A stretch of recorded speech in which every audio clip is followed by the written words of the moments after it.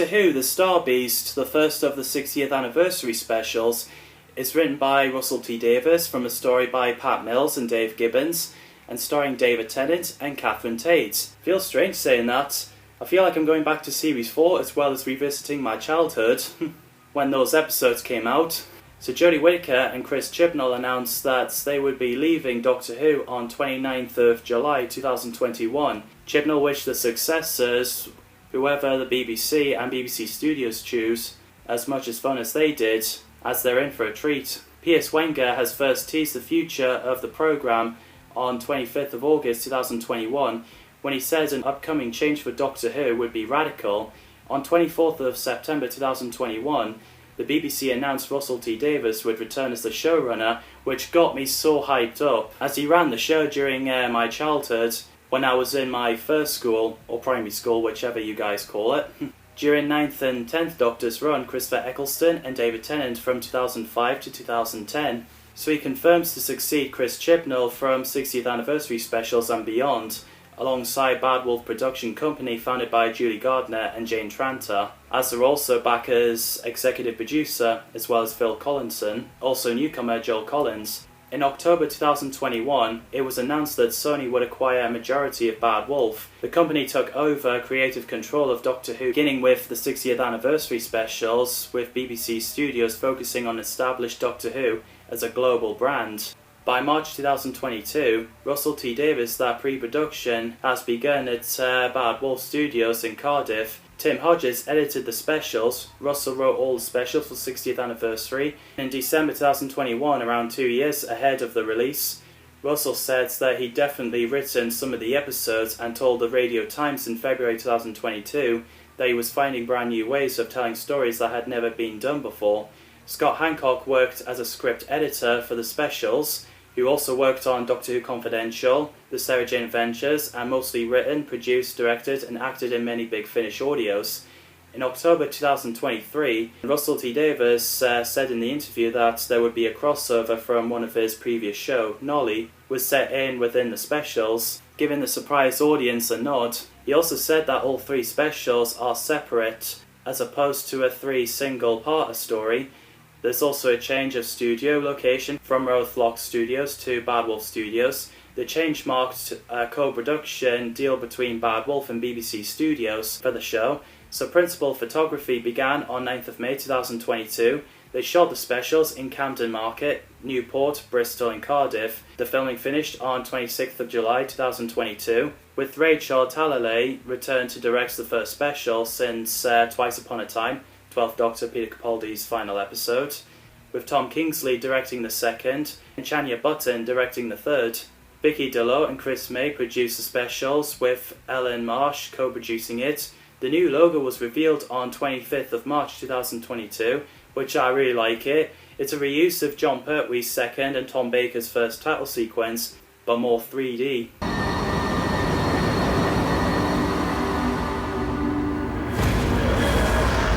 With the announcement that the specials would release on Disney Plus outside of UK and Ireland, Segan Akinola stepped down as a music composer on 20th of July 2022. So 24th of April 2023, Murray Gould will return for score, announced by BBC that he will do scores for 60th anniversary and Series 14. And before I go further into the first special, The Star Beast, I'm going to mention supplementals. I'm going to bring up the chapter selections for what you're interested in, or if you want to skip to that episode, like I did with The Day of the Doctor.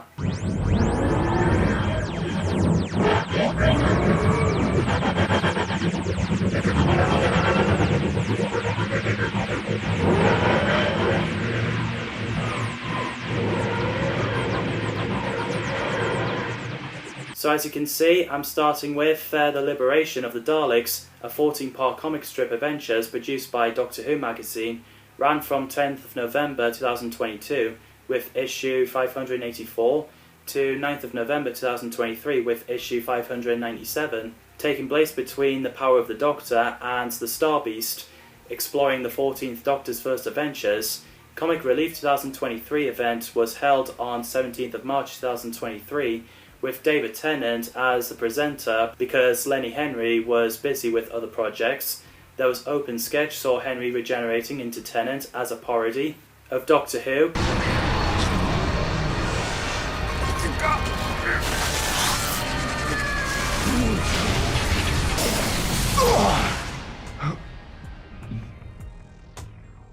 I know these teeth. £84 million was raised from the donations. Doomsday, a multi-platform story, introduces So's Kemba as Doom, who's from 52nd century. She's the self-proclaimed universe's greatest assassin. She has a vortex manipulator, and she works for Lesser Order of Oberon the Assassins. Doom goes on a run from death itself and finds the Doctor's help to get away from her fate. Tell them I'm on my way.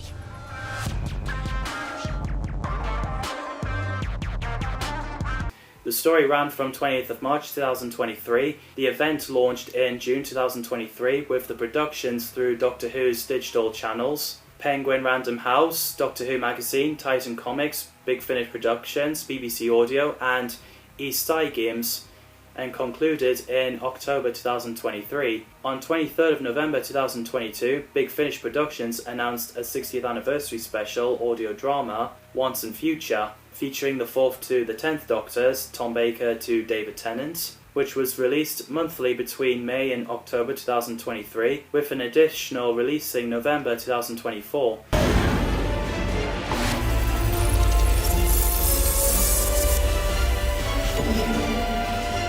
BBC Radio and BBC Sound released few of the special programmes in late 2023 to commemorate the show, the first being Doctor Who at 60, a musical celebration on BBC Radio 2, a special pre-recorded concert in October that featured music across the show's modern era, including the first exclusive performance of the 2023 theme tune.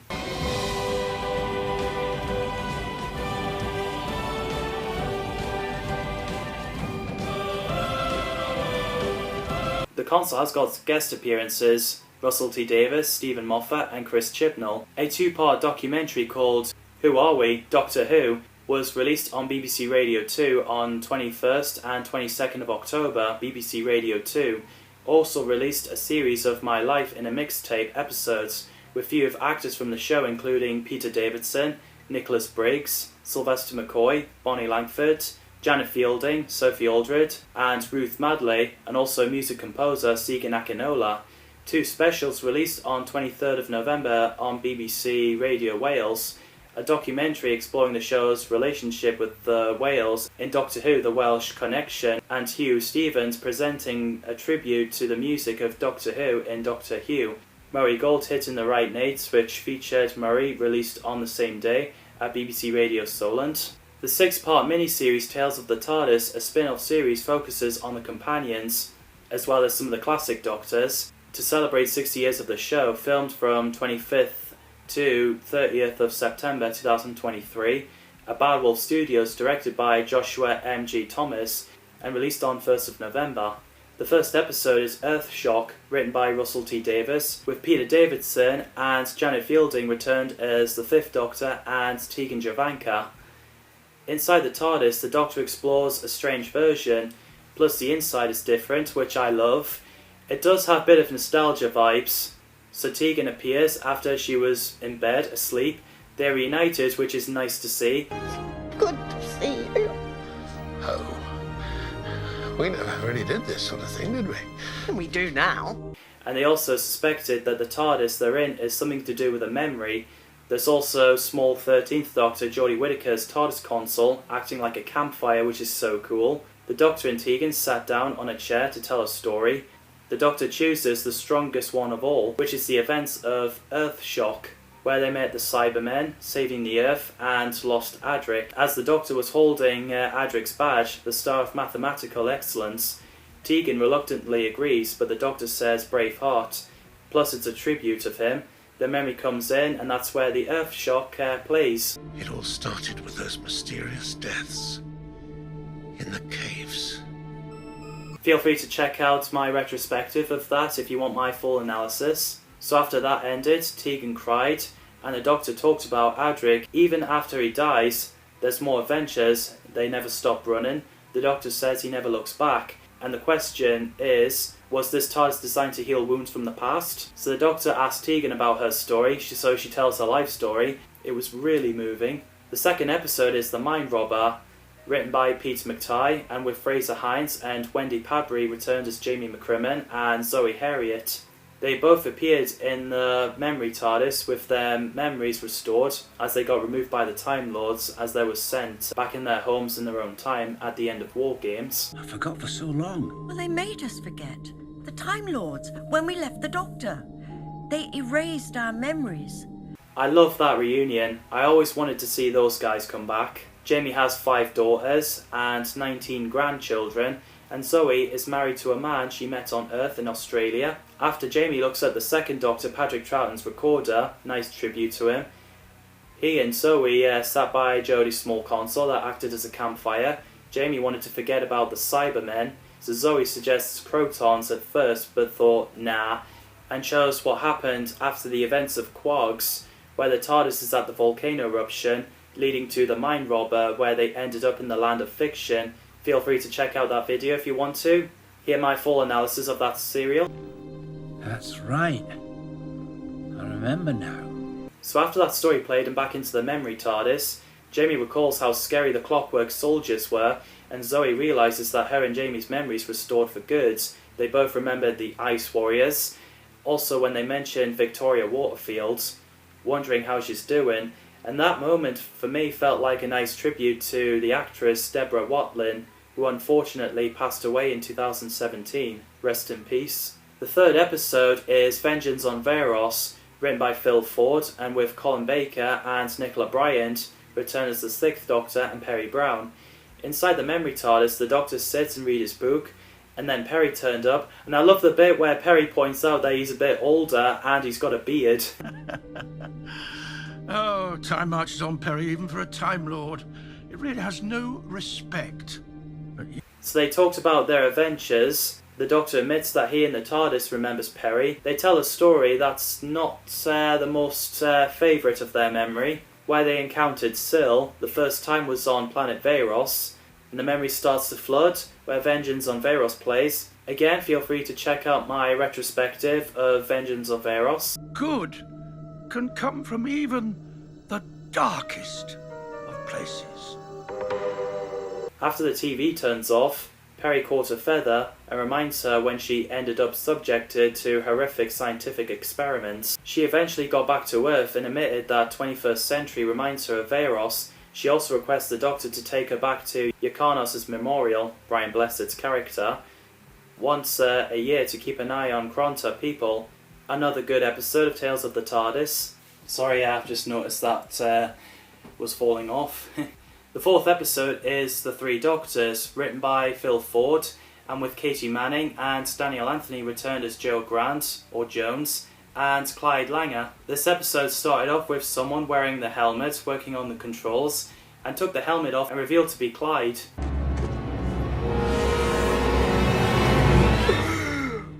Whoa, so much cool junk.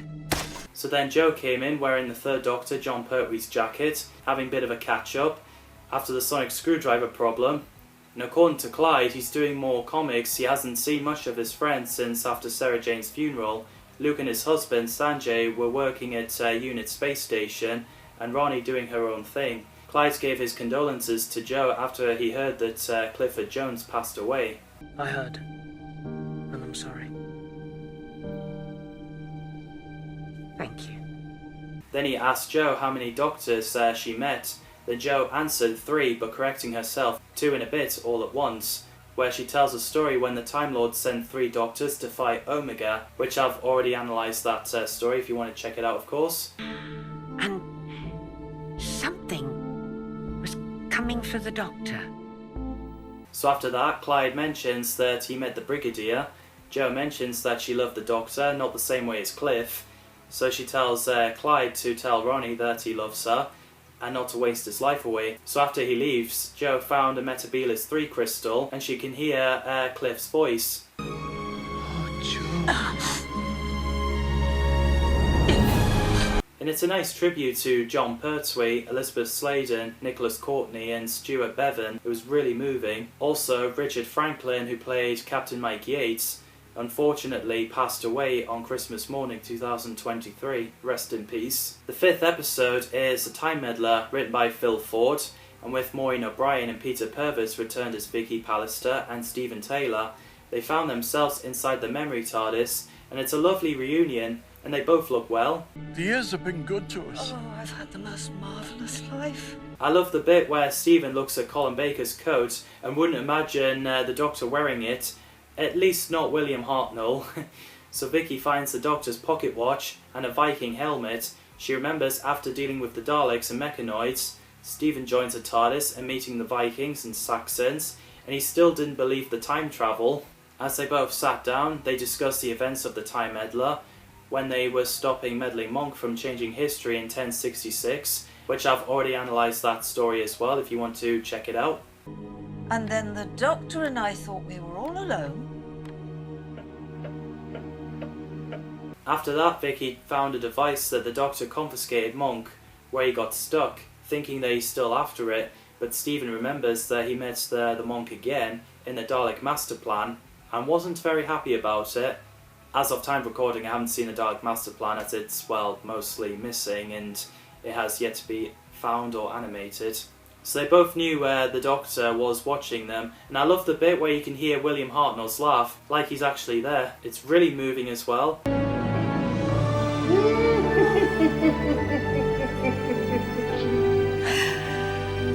Sixth episode is The Curse of Fenric, written by Pete McTighe, with Sylvester McCoy and Sophie Aldred, returned as the 7th Doctor and Ace. And I love the bit where Ace looks around, finding the red Kang flag, her baseball bat that she destroyed a Dalek with, and puts on the 7th Doctor's hat, but then the Doctor arrived, reenact the ending scene in Survival when he's like, "Mine, I believe," and then as he takes the hat off Ace and puts it on his head, Ace finally got to see her Doctor again, but not as a hologram this time. And some I regenerate, and others I don't. It's all a matter of perspective. She admitted she wanted to be anywhere other than Perryvale, but she ends up in the ice world by Fenric. As he's playing with her, Ace didn't want to remember that event, but she agrees to tell a story with the Doctor, as the pain comes to define them along with the joy, while the Doctor decided to play chess, and he takes Ace's hand as the Curse of Fenric plays, where they're in World War II battling against Fenric and the curse from bringing back the dead.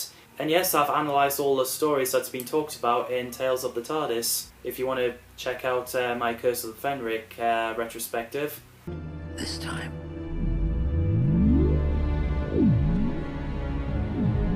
into the water. So after that, the Doctor admits that him and Ace never talked about that event because they both fell out, which is why she left him. But the positive side is that the Doctor made Ace who she is, she saves the world, and I think Ace really does need a spin-off series. Ace remembers Soreen, Mike Smith, Kara and Bellboy, and believed that they died helping the Doctor and Ace, and I love the fact that the Doctor says "wicked" using Ace's line, also saying that speech at the end of their Survival, especially when Ace says, "Come on Professor, we got work to do." Come on, Professor, we've got work to do. And also when the Doctor played with the spoons with Ace.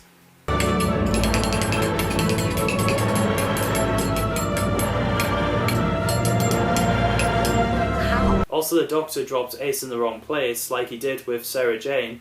I really enjoyed Tales of the TARDIS. It's very respectful to the original, and also to the cast and crew, especially to those who sadly no longer with us. It's a brilliant spin-off series, and I think it needs a series too. On the same day as the mini-series releases, the BBC brought Doctor Who franchise on iPlayer, including episodes from Classic and Modern Era, Torchwood, The Sarah Jane Adventures, Class, and Doctor Who Confidential. They included new accessibility options like subtitles, audio description and sign language. The BBC used Whoniverse as a collective name for all the programmes.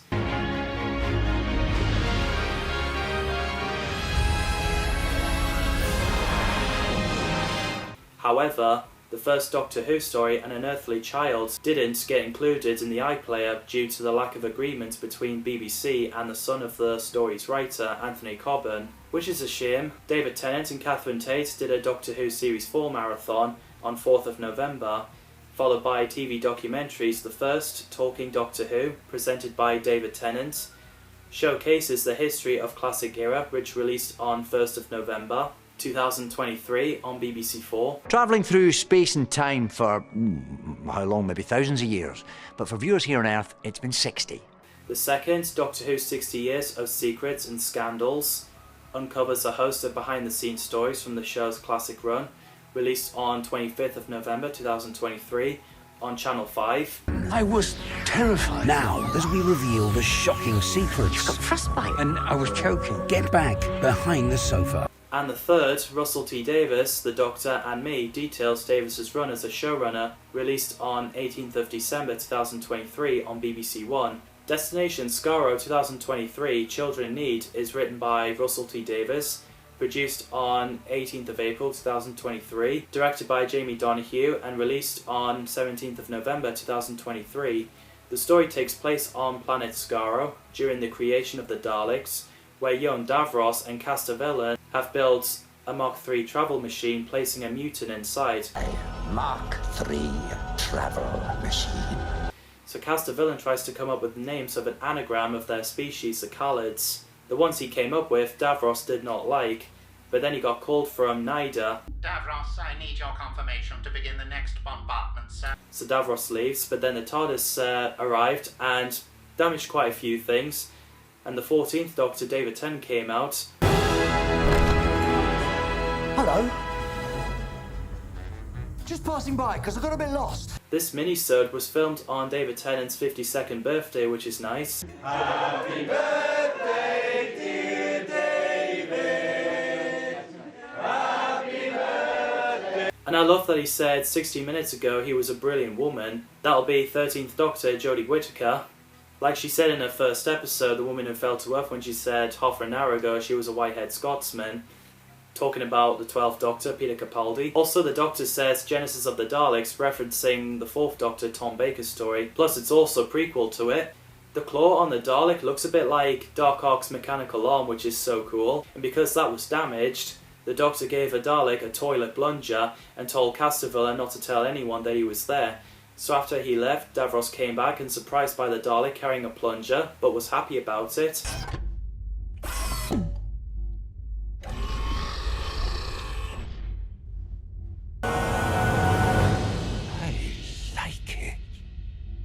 Marwan Rizhan plays Jonas Castavillan, a Khalid scientist who works as Davros' assistant to create the Daleks. He's brilliant. Julian Bleach returns as Davros, but what he was like before he was disfigured, which is the first time you see on screen. As the first time in other form of media was I, Davros, Big Finish audio series. Apparently Russell T Davies says that Davros will no longer be in his chair, especially in Children in Need, to avoid offending wheelchair users. The decision are pretty divisive by fans. On 23rd of November 2023, 60th birthday of the show, BBC re-released the first Dalek story, a 75-minute colorised version with new sound design and music by Mark S., which is so cool seeing this in colour.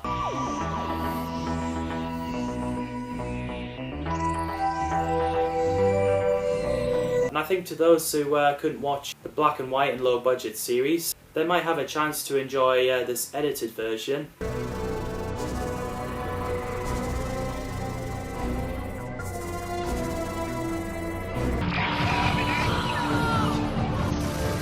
This also leads to colorised 1960s stories teaser trailer. Make your last move, Doctor. Make your move. Followed by the repeat of an adventure in space and time with Ncuti Gatwa's 15th Doctor replacing Matt Smith's 11th Doctor. At the ending scene,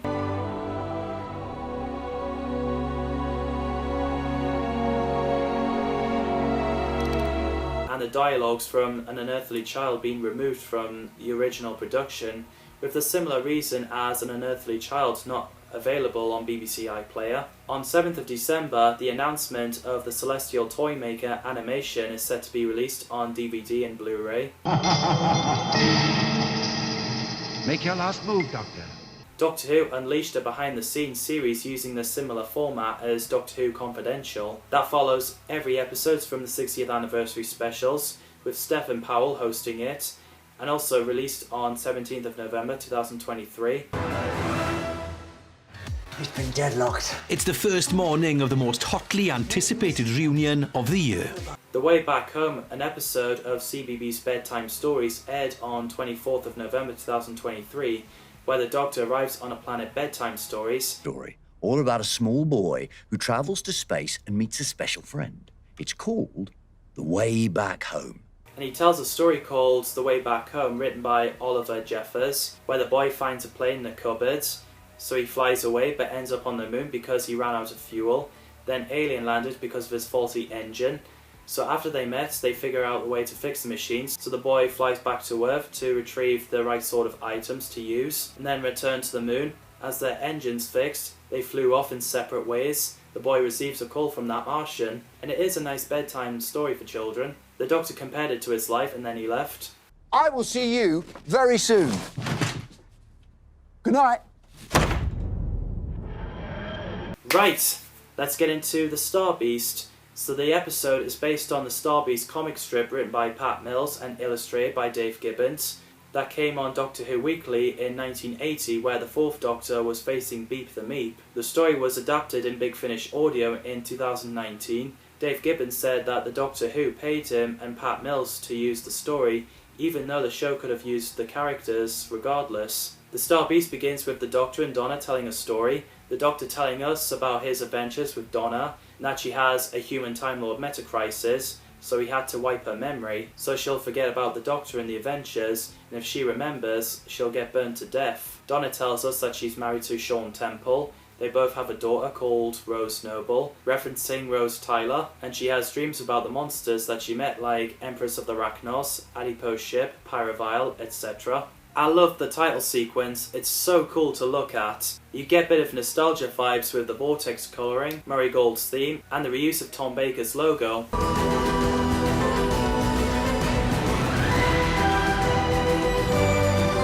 Which is why I'm wearing this t-shirt as I'm talking about it. I absolutely adore the titles. Before the episode came out, I thought they were going to reuse the 2008 version, judging by the episode title reveal. And it's so nice to see David Tennant and Catherine Tate return for the show, with David playing the 14th Doctor, while Catherine returns as Donna Noble, as those are the TARDIS team I grew up watching. I was 8 years old when The Runaway Bride came out, and then I was 9 when Series 4 came out. And it's so nice to see something from my childhood return. The 14th Doctor, who's an older version of the 10th Doctor, with some similarities and differences. What's the same is compassionate and adventurous, but the difference is that he's more openly sentimental and holding on to the sense of melancholy, and I've got to add, nostalgia. When it was announced that Jodie Whittaker is leaving as the 13th Doctor, it was announced that Ncuti Gatwa would be the 14th Doctor.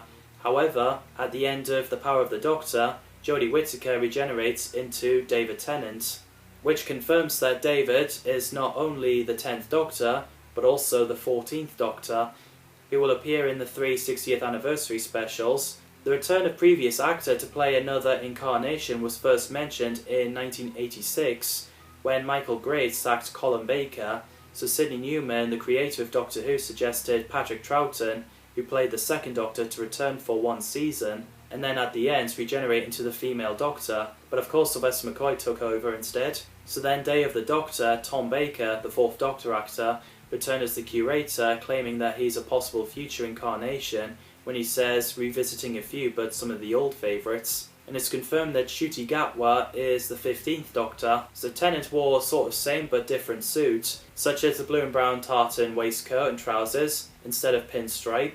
He wears a long blue coat instead of brown, and also the grey tie and the trainers. Pretty much a bit of an echo of the past, but something different, as Tennant put it. As I've mentioned in the Power of the Doctor retrospective, the reason why the Doctor regenerated clothes from Jodie to David, because Russell T Davies feared it would be interpreted as a mockery of feminine traits and drag culture by having Tennant wearing Whittaker's clothes. When I first saw the photos of David on set for 60th, I was confused about him wearing a blue coat instead of brown, as well as the design of the TARDIS and Sonic Screwdriver. Not to mention Ncuti was nowhere to be seen, but when all this came out, it made much more sense. And like I said, it's really nice to see Catherine Tate back as Donna. I never thought this would happen because the send-off that she had in Journey's End I really love Donna. She's funny and very likeable, and one of the companions from my childhood. So the Doctor landed his TARDIS in Camden Town in London. He helped someone with the boxes, which happened to be Donna, so he tried to get away but it didn't work. Then he meets Rose Noble, and it's so funny when the spaceship crashes, the Doctor and Rose sees it, but Donna missed it, and then the Doctor got in a taxi cab, and I love the fact that he was driven by Sean Temple. Also when the Doctor claims to be friends with Neris to get information about Donna's life after he last saw her. And apparently the lottery ticket the Doctor gave to Sylvia and Wilfred to give to Donna during the wedding in the end of time was sold because Donna wanted to be like the Doctor, travelling about and helping others. Meanwhile, Rose has found an escape pod. There was Beep the Meep. Wrath Warriors also arrived to look for Beep, so Rose secretly brought Beep to her shed where she's making toys to sell in order to help her mum and dad, Donna and Sean. With the money, would you speak to the little Meep? Be my friend. Be my friend. The spaceship arrived in Steelworks, Unit investigates, and the Doctor snuck in. He uses a sonic screwdriver to create a computer screen which looks so cool. The 14th Doctor sonic screwdriver revealed on 19th of July 2023. It looks so cool. It's sort of similar to 9th and 10th Doctor but with more new stuff in there which I really like. Shirley got to meet the Doctor. He explained that he had hell of a time. And I love the reference that he's got a skinny suit face back. The one before Bowtie, Matt Smith, Scotsman, Peter Capaldi, and Woman, Jodie Whittaker. He wonders why he's got his face back, why does his TARDIS land near where Donna lives, and what's been going on. Ruth Madeley plays Shirley Ann Bingham, a wheelchair user who's a scientific advisor at Unit hired by Kate, and she reads the Doctor's files. I really like that character. Ruth previously voiced Hebe Harrison, the 6th Doctor's companion in the Big Finish audio. Meanwhile, Donna came into Rose's shed. After poking Meep in the eye, she realises Beep is alive. After bringing the Meep in the house, where Sylvia is cooking, it's created quite a chaos. Sylvia tries to stop Donna from looking at Beep and denying Beep's existence, but of course the Doctor arrived and he finally got a slap from Sylvia for the first time. Another slap from her mother. And it's so funny that Sean came in and he was like, something smells nice. So after a bit of chaos, Donna wonders who the Doctor is and why he's interested in her family. The Doctor asked about Wilfred. Apparently he's 94 and couldn't use the stairs, so Kate Stewart gave him some kind of cottage ran by Unit. So the soldiers arrived outside of Donna's house. So the Doctor, Donna, Sylvia, Rose and Sean snuck Beep out, and it's so funny that they ended up in a random guy's house where he's got his headphones on and lying on the couch after climbing inside a roof and breaking through the bricks. Not only they're chased by possessed Unit soldiers, but the Wrath Warriors as well. So after going inside the taxi cab and drove underground car parking lots, everyone got out, and I love the bit where the Doctor put a court wig on and mentions the Shadow Proclamation again as he summons the Wrath Warriors on why their lasers don't kill or damage. We learn the truth about Warriors and Beep. Now to hell with this! Exhibit C! No stun guns from me! Just die! Ned Porteous and John Hopkinson voice Zagroth and Zreek, the Wrath Warriors. They're sent to capture Beep. The Warriors are biologically constructed by the Star Council from the 5 strongest species of the Wrath Galaxy to work as a space police. I thought they're cool and great performances. Miriam Margolis voiced Beep the Meep, the leader of the Meeps, and a galactic criminal. The Meep planet basked in the light of a living sun until the psychedelic sun radiation mutated all the Meeps into evil beasts. I really love Meeps, so terrifying, and I think Miriam does a fantastic job. The costume was designed by Millennium Effects. It took 6 people to operate while shooting, and it's so sad to see those Wrath Warriors getting killed. The possessed soldiers came in and knocked the Doctor out. After that, him and the Noble family are taken to Steelworks. Luckily, Shirley shot darts from her wheelchair at the soldiers, rescuing the Doctor and the Noble family, and shot missile to break the door down. Beep has an escape plan, which will burn the Earth. The effects on the lava crack is well done. So the Doctor and Donna went inside the engine control. Donna gets her memory back, and she shares the Time Lord Crisis with her daughter, Rose. No one dies. I also love the reuse of Matt Smith's I Am the Doctor theme. Mr. Drive! Infiltrate the plexiglass! And shutter fry the positrons! Yes! 20, 19. How long have I got to live? It's so great to have Murray Gould back. And just for the record, I think Segan Akinola's brilliant as well. I really do love his music. So the crack got reversed, the possessed soldiers are reversed, Beep can't escape and is taken to be in prison for 10,000 years. But Beep swore there will be revenge after escaping, which is exciting. Everyone is happy and walk to the TARDIS. Rose wanted to come, but Donna said no, so she goes with the Doctor instead. Sean is okay with it, but Sylvia reluctantly agrees, but said one trip. The Doctor wanted to see Wilfred, and inside the TARDIS has changed. It's white, kind of similar to classic era, but bigger. And I love the scene where the Doctor runs around the ramps with excitement.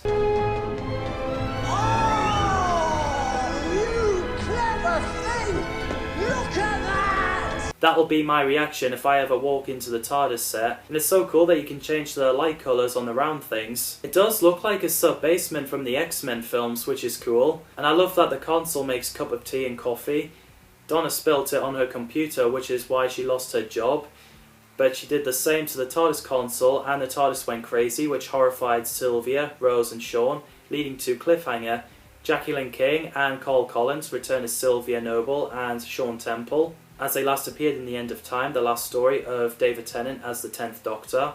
It's so great to see them again. I never thought they'd come back, and I'm so glad they did. Yasmin Finney, who's trans in real life, plays a trans character, Rose Noble, the daughter of Donna and Sean. I really like her, she's brilliant. There's people criticising and praising the whole transgender themes in this episode. I think it's well handled. The Star Beast is a fantastic episode. It's so nostalgic. I feel like I'm back in the days where I was 9 years old. And it's so great to see who's back, and the new casts are great as well. There's also novelisation adapting the episode from The Star Beast, released as an ebook on 30th of November 2023 and was released in paperback on 11th of January 2024 as part of the Target collection written by Gary Russell. What did you think of The Star Beast and the whole 60th anniversary stuff I've mentioned in this video? Let me know in the comments down below. And at least I haven't brought coffee or tea to spill on my computer or my camera to end my Doctor Who retrospectives, as I don't want to end them. At least not that way. Thanks for watching, people, and I'll see you in the next video.